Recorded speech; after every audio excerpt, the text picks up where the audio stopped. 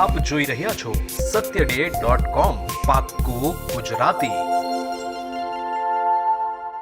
સમગ્ર દેશમાં ખેડૂત વિરોધી કૃષિ બિલના વિરોધમાં આંદોલન કરતા ખેડૂતોના સમર્થનમાં અને કેન્દ્ર સરકાર દ્વારા ખેડૂતો ઉપર કરવામાં આવી રહેલ અત્યાચારના વિરોધમાં વલસાડ ટ્રાન્સપોર્ટ કંપનીએ આવતીકાલે સ્વૈચ્છિક બંધ પાડવાની અપીલ કરી છે અને ખેડૂતોને સમર્થન આપશે તેવી જાહેરાત કરી છે।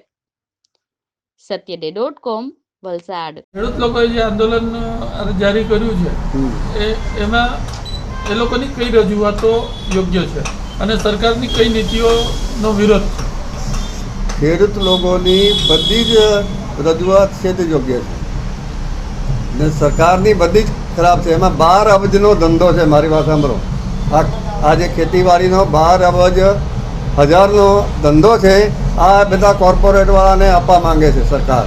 તો એના માટે કાયદા એટલા માટે બનાવે છે કે દરેક એક જ કાયદો બનાવી દઈએ કે દરેક સ્ટેટના કાયદા જુદા જુદા એ લોકોને એ તકલીફ નહીં પડે પેલા લોકોને। જે 300 એકરમાં એ લોકો ગોડાઉન બનાવ્યા છે, એ જો જમા કરીને પછી એ લોકો અમને પેકેટથી પૈસા સબ્જી ને શાકભાજી આપણને પેકેટથી મળશે ને ઘઉં એ લોકોની મરજી હોય આપણી પાસે 1000 રૂપિયા લઈને 5000માં વેચે તો બી આપણે લેવા પડશે। એ બધાનું હિતનું છે, ખાલી પંજાબના ખેડૂતોના હિતનું નથી। ટોટલ હિન્દુસ્તાનના ખેડૂત નહીં, જે પ્રજાની વસ્તુ છે એ પ્રજા ઘઉં તો બહાર તો બધાથી ખાવાના ને, ખેડૂતો એકલા થોડા ખાવાના, પોતાના માટે થોડા પેદા કરતા છે, બધાના માટે પેદા કરે છે। તો તકલીફ તો આપણને બધાને ટોટલ હિન્દુસ્તાનની પ્રજાને પડવાની।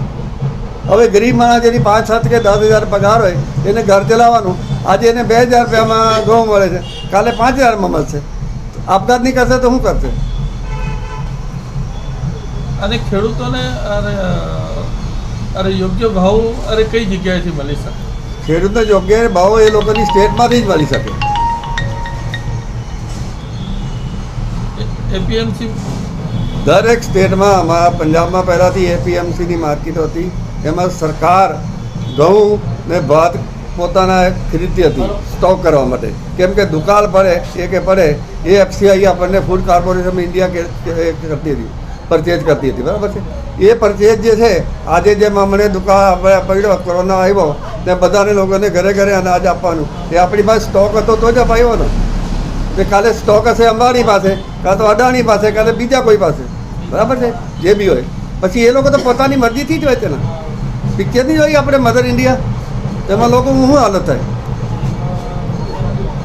અને વલસાડ ટ્રાન્સપોર્ટ એસોસિએશન હડતાલને કઈ રીતે સપોર્ટ કરશે? અમે બધી રીતે જ સપોર્ટ કરવા તૈયાર છે એ લોકોને, કોઈ બી રીતે અમે બધી રીતે એ લોકોને સપોર્ટ કરવા છે।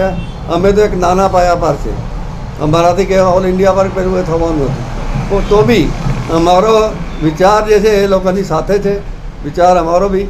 કેમ કે એ લોકો આજે આટલી ઠંડીમાં 15 દિવસ થઈ ગયા રોડ પર બેઠેલા છે, બાલ બચ્ચા સાથે, નાના છોકરા બી છે, મોટી બૈરા ખેડૂત મોટા ઉંમરના 70 વર્ષના 80 વર્ષના બી છે, બધા છે।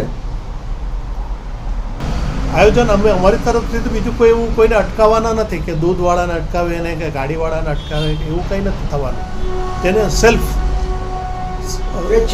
સ્વેચ્છાએ જેને કહે ને સેલ્ફ ડિસિપ્લિન તરીકે જેને જે કરવું એ કરે। એ તો એ દિવસે અમારીમાં તો કોઈ એવી તાકાત નથી કે અમે કોઈને અટકાવી શકીએ। અને અટકાવવું હોય તો અમારે પરમિશન પહેલાં ડીએસપી કલેક્ટર પાસેથી લેવી પડે, એવું તો અમે કંઈ લીધું નથી અને કોઈને કહેવાના પણ નથી। અને સરકારની કઈ વાતથી વિરોધ છે ખેડૂતો? ખેડૂતોમાં પહેલી વાત ખેડૂતોમાં કંઈ સમજ જેવું નથી અને સરકારની પોલિસી પણ કોઈ છે ને સ્ટ્રીમલાઇન પોલિસી નથી, કોઈ પણ જાતની સ્ટ્રીમલાઇન પોલિસી જેને કહીને એક સરખી ખરીદ શક્તિ અને સિઝનેબલ ભાવ હોય, સિઝન ફ્રૂટ હોય એ સિઝનેબલ ભાવ આવવાના અને એ પ્રમાણે બધું ચાલે છે। શું માંગ છે, કઈ રીતનું થવું જોઈએ? માંગની તો એવું એટલી અમને ખબર પડે છે કે ખેડૂતોને અમુક જગ્યાએ અમુક ખેડૂતોને ફાયદો પણ છે, મોટા જમીનદારોને, પણ સૌથી વધારે નુકસાન છે નાના ખેડૂતોને। હવે કોઈ 10 ટોપલા કેરી લાવવાનો હોય, હવે એ ઉચકીને પારડીમાં એપીએમસીમાં તો લઈને જ જવાનો વલસાડથી, એને તો કમ્પલસરી અહીંયા જે ભાવ હોય તે એ જ ભાવે વેચવું પડે. કોઈનું 10 ગણી ભાત થાય એ ક્યાં નાખવા જવાનો હતો? એણે તો જે ભાવ વેપારી હોય કે દલાલ હોય જે ભાવ આપે એ ભાવ કમ્પલસરી આપવું પડે છે.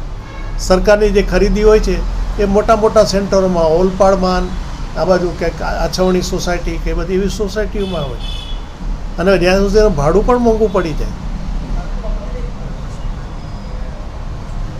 અને સરકારનો જે કાયદો છે એનાથી ખેડૂતોને કેટલું નુકસાન અને કઈ રીતે? બધી જો સરખામણી કરવા જાય ને તો હવે સરકારને શું ફાયદો છે અને ખેડૂતોને શું નુકસાન છે એ તો બધા મોટા લોકોને જ ખબર. અમારી પાસે તો ખેતી કાંઈ છે નહીં. વલસાડનો ધંધો મોટે ભાગે છે ને ખેતીવાડી પ્રોડક્ટ પર છે. કેરી છે, ચીકુ છે, એ બધે ખેતીવાડીની પ્રોડક્ટ, એટલે એ લોકોને નુકસાન એટલે અમને નુકસાન. બરાબર છે ને?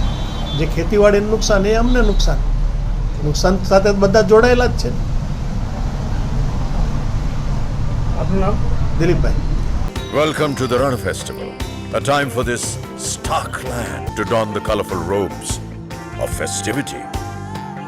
Breathe in this air of celebration and excitement. Breathe in a bit of Gujarat. YouTube પર જાઓ અને અમારી ચેનલ satyade.com ને સબસ્ક્રાઇબ કરો અને બાજુમાં જે નાની ઘંટી છે તેમને ક્લિક કરો જેથી અપડેટ ન્યૂઝ તમારા સુધી પહોંચી શકે.